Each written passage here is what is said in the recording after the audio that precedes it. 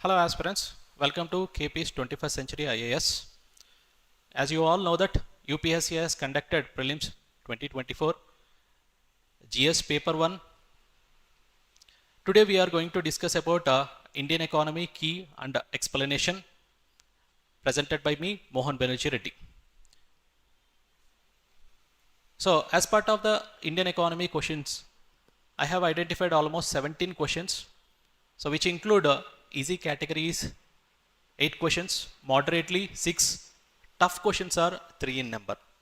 So that means we can conclude that Indian economy paper is easy to moderate level.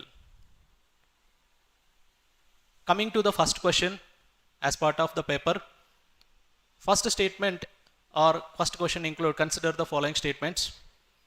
In that first statement, in India, NBFC companies can access the liquidity adjustment facility window of the RBI. That is the first statement. So this first statement is wrong because NBFCs are been not given any type of the option with respect to liquidity adjustment facility. So in this liquidity adjustment facility, the RBI has given an option of a repo rate and as well as a reverse repo rate to the banks, in which the banks can borrow short-term loans. That option is not given to the NBFCs. NBFCs has to borrow the money from the banks and accordingly they have to do certain economic activity. So second statement, if you see in India, so foreign institutional investors can hold the government securities. So it is allowed by the RBI. So that's why this statement is correct. Third statement, in India, the stock exchange can offer separate trading platform for debts. So this statement is correct. So if you see here, there are certain types of trading platforms being introduced by different organizations, that is NSE and as well as BSE.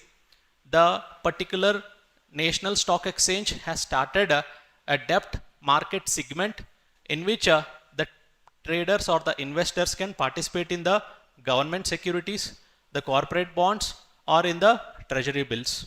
Similarly, the BSE also has started a new type of platforms to encourage the people and the companies to invest in the debt instruments.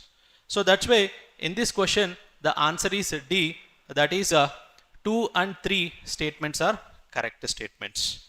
So coming to the next question, if you see next question, in India which of the following can trade corporate bonds and government securities? So corporate bonds are issued by companies registered by the RBI with RBI, and as well as government securities are issued by the government itself. So that means on behalf of the government, RBI is releasing government securities like treasury bills and the government bonds. So this treasury bills is for short term and the government bonds is for a long term. So whenever government requires certain amount of money, so these government securities are issued by the RBI. So here they are asking, so which of the following can trade in corporate bonds and government securities? Here they have given insurance companies, pension funds and real estate. So here the answer is D. All the above are correct. So answer is D. So apart from them, the commercial banks can participate, primary dealers, insurance companies, provident fund companies, mutual fund companies, even foreign institutional investors are also participating in that the trade.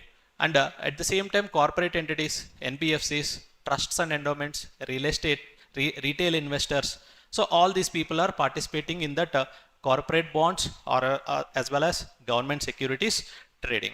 And all these people are regulated by RBI. So that is the point you need to remember. So however, the answer is D, all the above. So next question is consider the following.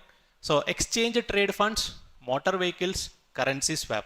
So which of the above is considered as financial instruments? So here they have given a range of options. So if you see what is a financial instruments. So financial instruments means any type of the financial asset that can be traded. So and at the same time, as package of capital that can be traded. So that means here you can see some of the financial instruments which are being used by the investors is for example cash instruments, so like bank deposits, checks, and as well as the certificate of deposits, and debt instruments like bonds, loans, and mortgages, and the equity instruments like stocks, mutual funds, and exchange trade funds. And at the same time, derivative instruments include options, futures, and swaps. And foreign exchange instruments include currency pairs, forwards, and spot contracts. So here if you see the options they have given in this context is the exchange trade funds, motor vehicles, currency swap. So if you see here, the currency swap is used as the financial instruments, and exchange trade funds is also been used as the financial instruments. So that is the reason answer is 1 and 3. So motor vehicles are considered to be not considered as financial instruments. So that is the point you need to remember. Okay. Next question is with reference to the different sectors, Indian economy, consider the following pairs. So you all know that every economy can be divided into primary sector, secondary sector, and tertiary sector. So primary sector means which is of the raw material which is available with respect to the natural resources. So primary sector we can consider. So all the manufacturing goods we can consider as secondary sector, and tertiary sector which provide certain services comes under the tertiary sector. So if you see here, the storage of agriculture produce, okay, is part of the tertiary sector, so not as a part of secondary sector. So, and at the same time, dairy farm is considered to be part of primary sector. So this is correct.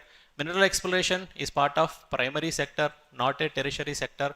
So weaving of cloth is considered to be part of secondary sector. So here two statements are correct. So only two statements are considered to be correct. So for example, how we can say that storage of agriculture produce is part of a tertiary sector, because in the GDP calculation, the government has included the storage as part of the services which is considered to be part of tertiary sector. So that's why whatever the storages with respect to the calculation of GDP, we can include in the tertiary sector, so that not in the secondary or primary sector. So that's why this statement is wrong. The correct statements are only two, answer is B. Okay. Next question, if you see, with reference to the physical capital. So capital means money which is invested in the any type of company or with respect to the construction of the company. So physical capital in Indian economy is considered the following pairs. So here they have given items and they have given a category. So farmer plow, so is working capital they have given. So computer, fixed capital, yarn used by the weaver, fixed capital. So petrol, working capital they have given. So how many pairs are correct, they are asking. So for example, here physical capital can be divided into consider working capital and as well as fixed capital. So what is working capital? So working capital is a capital of a company, so has its disposal with respect to the certain items, certain terms, so like running expenditure kind of thing. So salaries, wage payments, materials and supplies and overheads are considered to be the example with respect to the working capital. So fixed capital means, so you are investing in purchasing a long-term assets. So that is the point you need to remember. And with respect to the real estate, so fixed capital means factories, warehouses, buildings, etc. At the same time, machinery and equipment, assembly line equipment, heavy machinery, etc. And financial non-current assets include subsidiary entities or affiliate companies or prepaid expenses. And at the same time, intangible assets such as goodwill, copyrights, patents, these are also considered to be part of the fixed capital. So if you see from this explanation, so petrol is considered to be the working capital, and at the same time, computer is considered to be the fixed capital. So yarn used with respect to the weaver is working capital, it is not fixed capital. So farmer plow is considered to be a fixed capital, So it is not a working capital. So the answer should be the B is considered to be the answer. Okay. So next question, if you see, so with reference to the rules imposed by the Reserve Bank of India while treating foreign banks, consider the following statements. So with respect to the foreign banks, they have given two statements. They are saying that there is no minimum requirement for wholly owned bank subsidiary in India. So this is wrong. Okay. So you need to remember that. So all the particular foreign banks have to maintain minimum capital if they are establishing their branches in India. So that's why this statement is wrong. Second statement, wholly owned banking subsidiaries in India, at least 50% of the board of members should be Indians. So recently the RBI has given certain guidelines with respect to the foreign banks. In that guideline, it shows that not less than 50% directors should be Indian nationals, NRIs, PIOs, subjected to the condition that 1/3 of directors Indian national resident in India. So here what they have considered, 50% directors should be Indian nationals. So that is considered to be one of the point. They did not say about anything about resident. So here we can consider that this statement is correct. So answer should be B. Only two statement is correct. Answer is B. So next question, consider the following statements. So statement 1 says that India does not import apples from the United States of America. Statement 2 says that India law prohibits the import of genetically modified food without the approval of competent authority. So here they have given 4 statements, so 4 answers. So 2 statements they have given. So if you see the first statement, so according to the business line, it shows that imports of US apples risen 40 times in 3 months as India scraps retaliatory duty. So it has reduced the taxes. So automatically the imports has risen. And that means the first statement itself shows that without the, so first statement shows that India does not import the apples from United States of America is wrong. Second statement says that the law prohibits import of genetically modified food crops. So for example, here the competent authority which will approve the genetically modified crops is FSSAI under Food Safety Standards Act 2006. So according to that act, the genetically modified food crops are being restricted, or the corresponding approval will be given by an organization called as FSSAI. So here if you see, in India only one genetically modified crop which is produced is cotton, and there are no other crops are being cultivated in India. So with respect to import, okay, every decision is taken by this organization. So that's why here we can consider the statement 2 is correct statement, and as well as statement 1 is wrong. So the answer should be D. Okay, so first statement is incorrect, second statement is correct. Okay, so answer should be D. So next question, consider the following statements. Statement 1 says that recently Venezuela has achieved a rapid recovery from economic crisis and succeeded in preventing its people from fleeing or emigrating to other countries. So this statement is itself is wrong, because after COVID-19, the Venezuela has faced severe economic crisis, because Venezuela is considered to be the larger, having world's largest oil reserves, which produce or its economy is dependent on oil. So which produce the oil and its economy is dependent on oil. So because of COVID-19, lockdown around the world has created economic crisis in Venezuela, so that its economy has declined. And most of the people from Venezuela has migrated to other neighboring countries. So that is what has happened. But if you see the first statement, so the first statement says that it is recovering. So it is not recovering, still economic crises are being faced by Venezuela. First statement is wrong. And if you see some of the statistics here I have mentioned, so Venezuela constitute almost 17.8% in the global world with respect to the oil reserves. So that itself indicate that Venezuela is considered to be world's largest oil reserves, And if you see the first statement is wrong, second statement is correct. So answer should be a D. Okay, answer should be a D.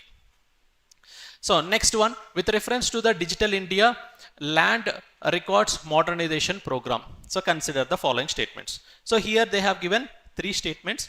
So first statement says that to implement schemes, the central government provide 100% funding. Okay, that is the first statement. Second statement says that under this scheme, cadastral maps are digitalized. And third statement says that it is an initiative has been undertaken to transliterate the records of rights from local language to any languages recognized by Constitution of India. So three statements they have given.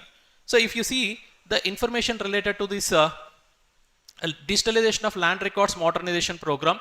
So recently the Ministry of Rural Development, so that is one of the department has released certain data related to the digitalization of land records modernization program. It says that 6,56,793 villages has been digitalized, and there are different types of maps are being, cadastral maps are being digitalized. And you can see the number of villages and the percentage, and as well as the maps which are being digitalized over here. It comes under, this program comes under Ministry of Rural Development, and at the same time, so it has been launched. So ministry has been launched a National Generic Document Registration System and portal and the dashboard to identify the real-time application or implementation of the program. So it is considered to be called as a central sector scheme in which the central government is providing 100% funding. Okay, and the cadastral maps are being digitalized. So cadastral maps means any maps related to which shows the boundaries of the lands, ownership, and as well as any type of information related to the person who is considered to be a owner. So that is that map is considered to be called as cadastral maps.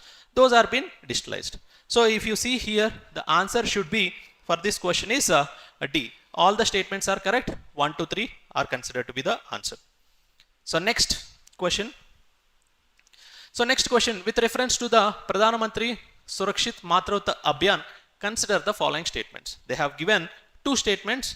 So with respect to the Pradhan Mantri Surakshit Matritva Abhiyan. So this first statement says that this scheme guarantees so minimum package antenatal care services to women in their second and third trimesters of pregnancy, and 6 months post-delivery healthcare services in any government health facility.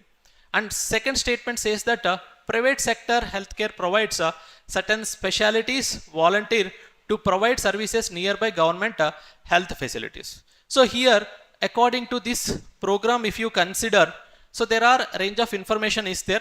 So if you codify this information, so first statement is wrong because they mentioned about the 6 months post-delivery of healthcare, which is not mentioned in the program.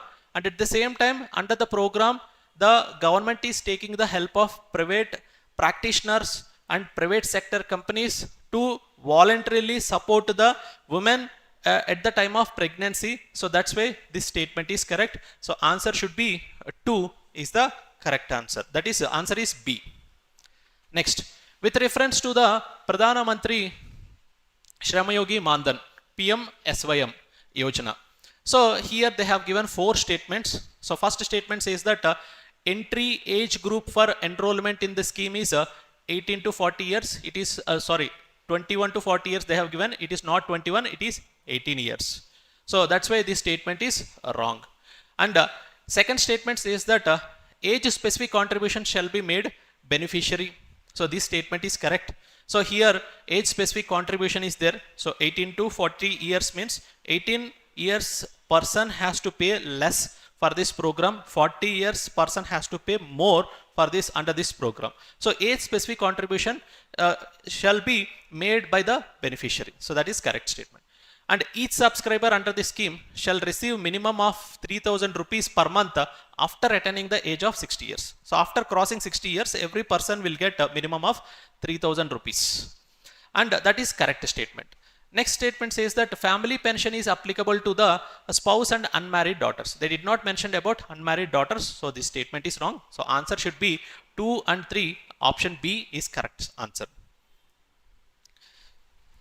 So next question, Nari Shakti Vandana Adhyanam. So according to this, they have given three statements. So it is like a women empowerment. So government has passed a bill in the parliament. Based on that, they have given three statements. So the provisions will come into effect from 18th Lok Sabha, and second statement says that this will be in force for 15 years after becoming an act. And third statement says that there are provisions for the reservation of seats SC/ST women within the quota reserved for the scheduled caste.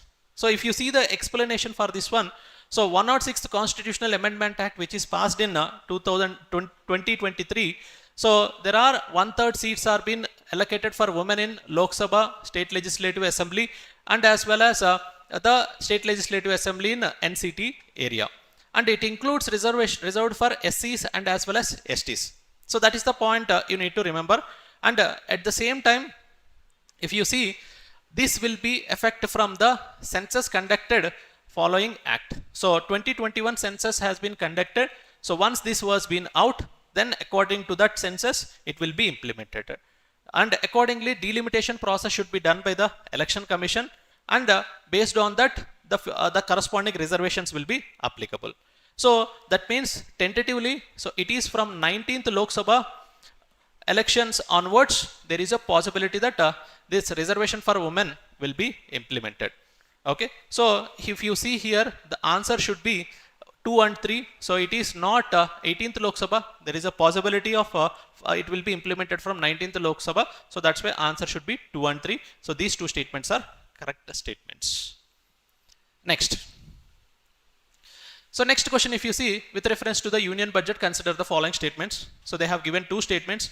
So union minister on behalf of the prime minister lays annual financial statement before the House of Parliament. This statement is wrong. So because if you see here, according to Article 112 of Indian Constitution, the corresponding president is responsible for presenting the budget. On behalf of the president, the finance minister is placing the budget in the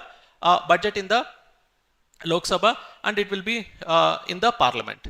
And at the same time, if you see the second statement, at union level, no demand for grants is made except on the recommendations of President of India. So this statement is correct. So answer should be only two. Answer is B. So first statement is wrong because here it should not be the Prime Minister, it should be the President of India. So next question. Consider the following statements. Here they have given two statements. The first statement says that if United States of America were to default on its debt, okay, so holders of US Treasury bond will not be able to exercise their claims to receive payments. So that is the first statement. Second statement says that US government debt is not backed by any hard asset but only by the faith of government. So that means here US government is issuing certain bonds or treasury bills, you can consider. So whenever it required the money, central bank will release the bonds, government bonds. And similarly, American Central Bank has released the government securities on behalf of the government. Many people have bought it.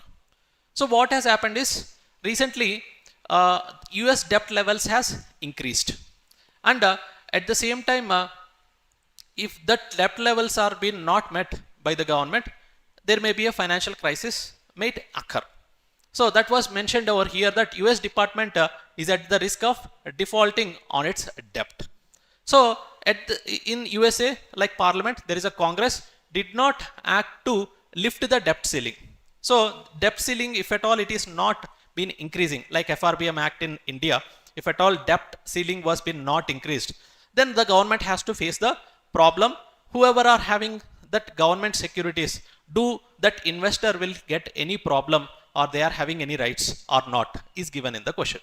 So if you see, if you bought any of the corresponding treasury bills of USA, currently, if at all the debt ceiling was been not increased by the Congress by June 1st, automatically what will happen?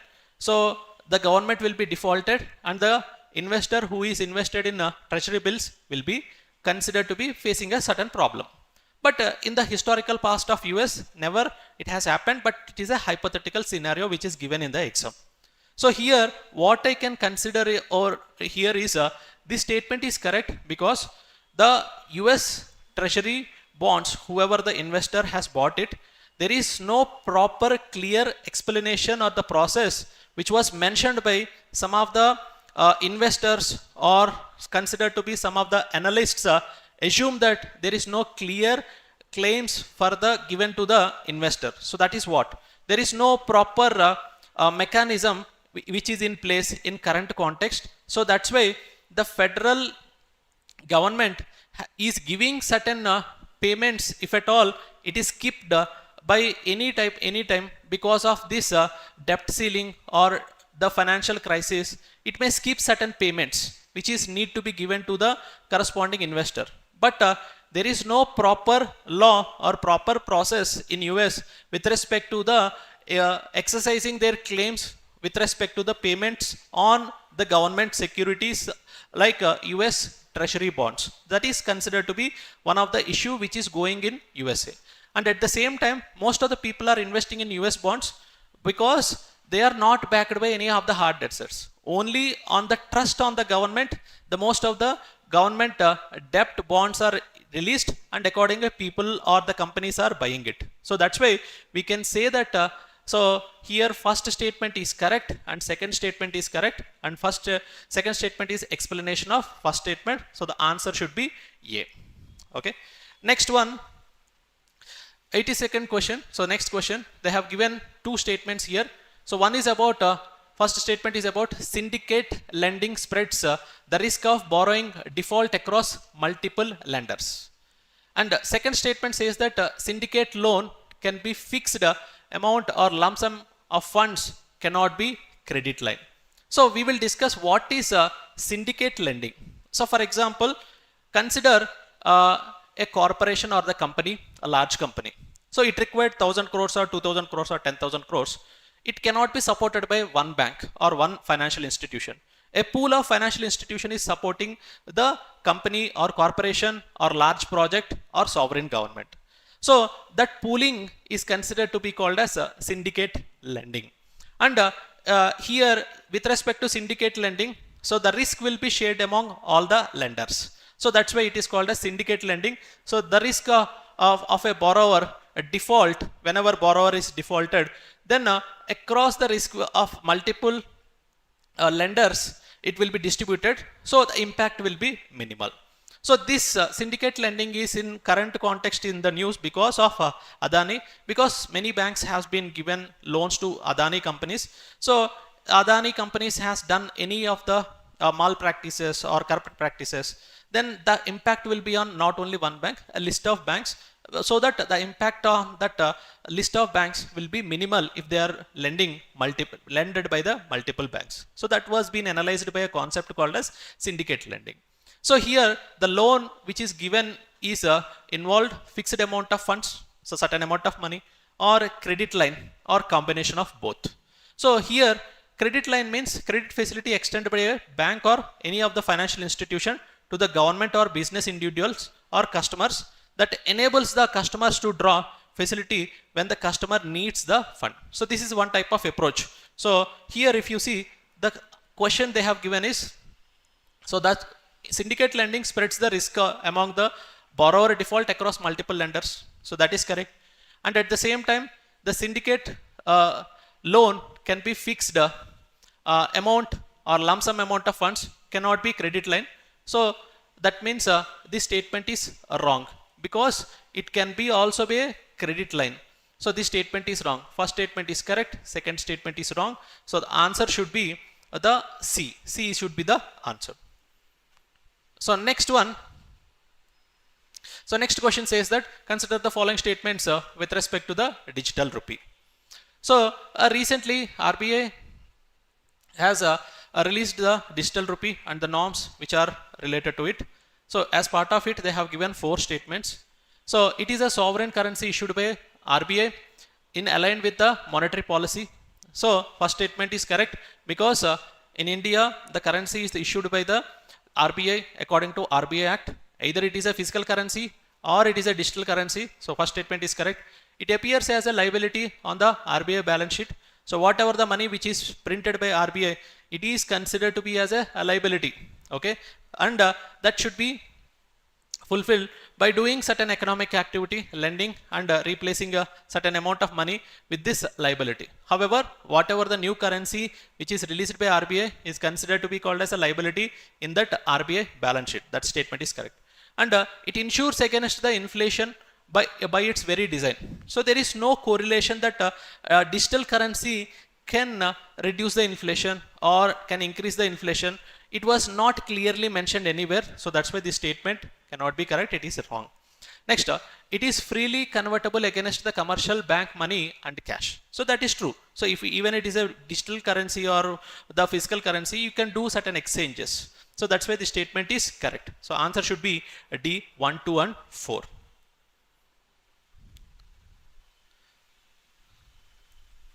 So next question, consider the following statements. So India is a member of International Grains Council. So that is first statement. A country need to be a member of International Grains Council for exporting and importing rice and wheat. Okay. So second statement says that if a country need to be a member of the International Grains Council, so for exporting and importing of rice is been given. So condition they have given. So you consider the following statements they are saying. Okay. So if you see here explanation, so International Grain Council is an intergovernmental body which was established by various countries. So here the Grains Trade Convention has been signed by some of the countries, and accordingly they are promoting global grain trade. And at the same time the objective of this organization is market stability and global food security. And it was established in 1949, so International Wheat Council, and adopted in as a International Wheat Council. Later it was termed as International Grains Council. And if you want a membership in this International Grains Council, all parties to this Grain Trade Convention you have to sign, and within 30 countries. So currently there are 30 countries as a members. So each member is designated as an exporter and importer based on the corresponding trade within the grains. Either it may be rice or grains, rice or oil seeds. So if you see here, so here they have mentioned about importing rice and wheat. So it is they have mentioned about grains, rice and oil seeds. So that's why this statement will be wrong. So answer should be A is the correct answer. And at the same time, so India is considered to be the exporting member, and there are almost you can say 11 producing countries, and there are 18 importing countries are there. So here export and imports is considered to be the parameter which is considered. Based on that, if you are been signing this grain trade convention, so you will become as a member of it. And at the same time, if you see India is a member of International Grain Council, first statement is correct. Here second statement is wrong, because exporting and importing of rice and wheat they are considering. So it is not that condition. If you want to be a member of that group, so you have to sign this Grain Trade Convention. So then you can become as a member, and accordingly you will be part of it. So these are some of the questions so which are appeared in the exam. So I feel Indian economy paper is comparatively easy, and at the same time I hope this explanation is useful. Thank you very much for all the aspirants so who have written the exam, and hopefully all the best to aspirants. Thank you.